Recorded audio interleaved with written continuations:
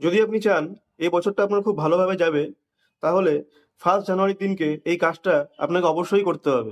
একটা প্রদীপ নেবেন, তার মধ্যে এক টুকরো কর্পূর ফেলে দেবেন এবং গুগ্গুল বলে এক ধরনের গাছের ছাল পাওয়া যায়, গাছের আঠা, সেটা দর্শকর্মাতে কিনতে পেয়ে যাবেন।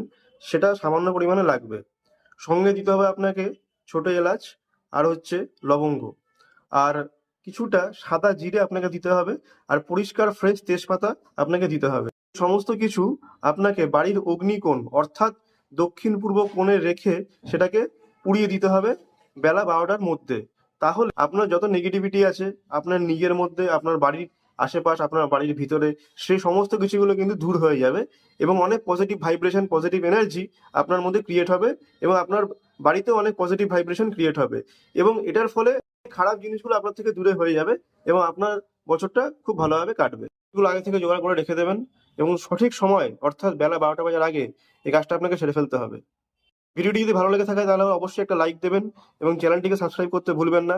আরও অনেক নতুন তথ্য, নতুন বিষয় নিয়ে আমি আসছি, যেগুলো আলটিমেটলি চেষ্টা এটাই যাতে আপনাদের সবার ভালো হোক এবং আমরা জীবনে ভালোভাবে থাকতে পারি। নমস্কার।